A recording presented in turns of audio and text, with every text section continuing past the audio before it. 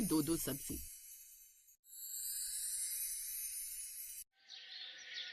इनको तो बस खाने से मतलब है, वो भी लाड साहबों को दो दो सब्जी खानी है हर दिन, वो भी आधे घंटे में सब्जी बनी हुई चाहिए। अब आधे घंटे में दो दो सब्जी बनाकर तो मैं थक चुकी हूँ। रोज तीनों वक्त बस यही हबड़ा तबड़ी रहती है, ये बनाओ वो बनाओ। आखिर क्या वजह थी जो ज्योत्सना लगातार यूं ही बड़बड़ाए जा रही थी? ये जानने के लिए हमें चलना होगा इस कहानी की शुरुआत। इस घर का नियम है बहू, जो भी बनाना हो वो सास से पूछकर ही बनाना होता है। और हाँ, इस घर में तीनों वक्त दो दो सब्जी बनती है, एक गीली और एक सूखी। और हाँ, जब भी सब्जी बनानी हो वो मुझसे पूछकर ही बनेगी, समझ गई ना? ऐसा कहकर सास अंदर चली जाती है। फरमान तो ऐसे सुना रही है जैसे किसी महल की महारानी हो और मैं इनकी नौकरानी। इसके बाद ज्योत्सना घर के कामकाज में लग जाती है। फिर शाम के समय ज्योत्सना, कहीं नहीं मम्मी जी, फिर आप बता दीजिए रात के खाने में क्या बनाना है। अभी मैं पूजा करने बैठी हूँ, अभी डिस्टर्ब मत कर, मैं उसके बाद बताती हूँ। अच्छा ठीक है मम्मी जी। अब सरस्वती पूजा करने बैठ जाती है और ज्योत्सना सोचती है, माँ जी को तो अभी समय लगेगा, अब तब तक मैं क्या करूँ? एक काम करती हूँ, इतनी देर में आटा लगा लेती हूँ और रायता बनाकर रख देती हूँ। ज्योत्सना रसोई में जाकर काम करने लगती है, लेकिन उसकी सास को पूजा में काफी समय लग जाता है। हे भगवान, 8 तो बज गए, 8:30 बजे तो सबको डिनर चाहिए होगा। ये माँ जी ना जाने कब बताएंगी कि बनाना क्या है। सरस्वती को पूजा करते हुए पूरे 8 बज जाते हैं। कुछ देर बाद वो पूजा करके बाहर आती है। सुन बहू, एक काम कर, तू अभी गोभी की सब्जी और साथ में तरी वाली एक सब्जी यानी मटर पनीर बना ले। अब आधे घंटे में ये दोनों चीजें कैसे बनाऊं? मम्मी जी एक काम करिए ना, आप तब तक सब्जी काट दीजिए, जितनी देर में मैं मटर पनीर बना लेती हूँ। अच्छा, अब तू सास से काम कराएगी, और वैसे भी अभी मुझे तुलसी को भी दिया करने जाना है। अब मरता क्या न करता।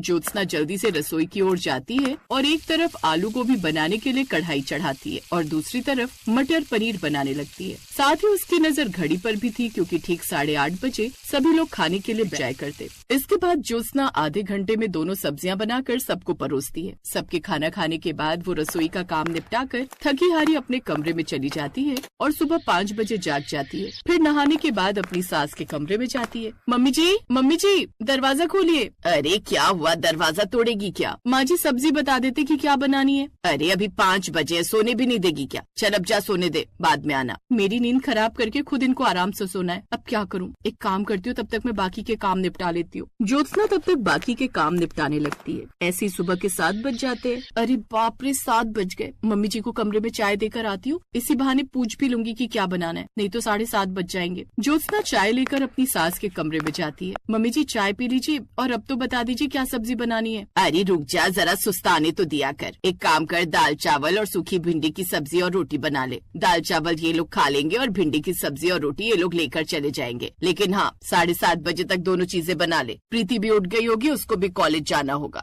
और राघव को ऑफिस। अब जल्दी से खाना बनाकर तैयार कर ले। जानती हो ना इनका कॉलेज और ऑफिस कितनी दूर है। टाइम से निकलेंगे तो ही 9 बजे तक पहुँच पाएंगे। हे भगवान, आधे घंटे में कैसे होगा सब? अब वो रसोई में जाकर खाना बनाने लगती है और फिर जल्दी जल्दी में सबके लिए जैसे तैसे खाना बनाकर तैयार कर लेती है। ऐसे ही समय बीतता है। सरस्वती के घर का यही रिवाज था कि जो भी सब्जी बनेगी वो सास से पूछ कर ही बनेगी, और सरस्वती ज्योत्सना को हमेशा एंड टाइम पर ही बताती, जिस कारण उसको आधे घंटे में 2 सब्जी बनानी पड़ती है। एक रोज सरस्वती फोन पर, क्या तू सच कह रही है उर्मिला, तू मेरे शहर आई हुई है और आधे घंटे में यहाँ आ रही है? अरे वाह वाह वाह, मजा आ गया, आजा आजा। वैसे भी बड़े दिन हो गए तुझसे मिले हुए, इसी बहाने तुझसे और तेरे बच्चों से मिलना भी हो जाएगा। अच्छा चल आजा, मैं तेरा इंतजार कर रही हूँ। अपनी चचेरी बहन के आने से सरस्वती खुश हो जाती है और वो फोन काटते ही ज्योत्सना को आवाज देती है, बहू, ओ बहू। हाँ मम्मी जी, बुलाया आपने, कुछ काम था? नहीं, तेरी आरती उतारनी है। क्या? मैं इस साड़ी में इतनी सुंदर लग रही हूँ? चुप कर, घर में कुछ मेहमान आ रहे हैं। मेरी चचेरी बहन अपने बेटा बेटी के साथ, उनकी ट्रेन है, वो थोड़ी देर में चले जाएंगे, लेकिन जाने से पहले खाना खाएंगे और आधे घंटे में वो यहाँ पहुँचने वाले। तू जाकर उनके लिए सब्जियाँ तैयार कर दे। हे राम, ये मेरी शामत क्यों आती है हर बार? बहू देख रही हो ना घड़ी, सिर्फ आधा घंटा है। रोज की तरह आज भी 2 सब्जी तैयार करनी होगी, एक सूखी और एक रसदार। अब जल्दी जा, मेरी शक्ल क्या देख रही है खड़ी होकर? जी माँ जी, पर आज तो मैं सोच रही थी कि पूरी के साथ सिर्फ आलू की ही सब्जी रहेगी। नहीं नहीं, ये घर का नियम है, मेज पर 2 सब्जी रखनी है, वरना वो लोग क्या कहेंगे कि बहू आलसी है। आलसी मैं? आधे घंटे में 2 सब्जी बनाना क्या आसान है? ज्योत्सना जल्दी से रसोई में जाती है और काम पर लग जाती है। आधे घंटे बाद उर्मिला अपने बेटे बहू के साथ उनके घर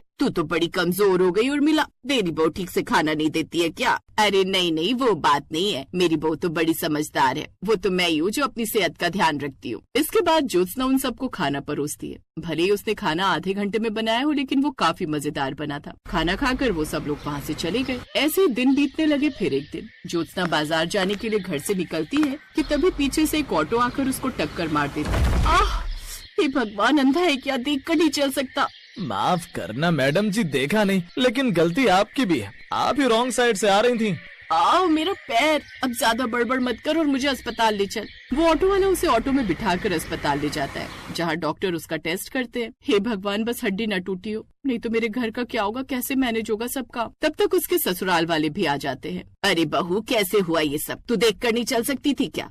देखिए, इनके पैर की हड्डी टूटी है, इसीलिए अब इन्हें 2 महीने के लिए बेड रेस्ट पर रहना होगा। लो, हो गया बेड़ा गर्क। जिस बात का डर था वही हुआ। अब वो ज्योत्सना को लेकर घर आ जाते। ज्योत्सना तो अब पूरी तरह बेड रेस्ट पर थी। तभी उसकी सास रसोई में जाकर खाना बनाने लगती है, लेकिन उन्हें खाना बनाने में पूरे 2 घंटे लग जाते हैं। अरे माँ, आप खाना ले भी आओ, ऐसे कौन से पकवान बना रही हो जो इतना वक्त लग रहा है? चुप कर, इतने वक्त बाद बना रही हूँ तो वक्त तो लगेगा ही ना। सास करेले की सब्जी खाने को देती है। ये क्या है माँ? जो है चुपचाप खा ले। एक तो जानबूझकर कॉलेज से लेट आई ताकि माँ के साथ रसोई में हाथ न बटाना पड़े। ऐसा कुछ नहीं है माँ, वो तो मेरे कॉलेज में लेक्चर देर तक चला इसलिए। फिर सास बहू को खाना देने उसके कमरे में गई। अरे वाह ज्योत्सना, तेरे तो भाग खुल गए। आज तेरी सास के हाथों का खाना भी खाने को मिल जाएगा तुझे। लेकिन इतनी आसानी से इन्हें मैं कैसे छोड़ दूँ? मुझे इतना परेशान किया है, अब मेरी बारी है। अरे ये क्या माँ जी, आप अब खाना लाई हैं? आप जानती है ना ये मेरा दवाई का वक्त है, 9 बजे मुझे दवाई खानी होती है, तो आप खाना ना जल्दी बना लिया कीजिए। अब आज तो मैं देर से खा लेती हूँ, लेकिन कल से कोशिश कीजिएगा कि समय पर दवाई मिल जाए। हाँ हाँ, ध्यान रखूंगी। और ये एक अकेली सूखी सब्जी, तरी वाली सब्जी कहाँ है? अब आपने हमें 2-2 सब्जी खाने की आदत डाल दी है, तो सूखी सब्जी के साथ तरीदार सब्जी की भी आदत हो गई है ना। हाँ हाँ, कल से बना दूंगी। अब ज्योत्सना को मौका मिल गया था अपनी चाल चलने का। उसकी सास और ननद अब दोनों मिलकर रसोई में काम करती। माँ जी देखिए, घड़ी में 8:30 बज गए, फिर मुझे 9 बजे दवाई खानी है। हे भगवान, सब्जी लाने में देर हो गई और समय का पता ही नहीं चला। अब आधे घंटे में खाना कैसे बनाऊं? माँ जी,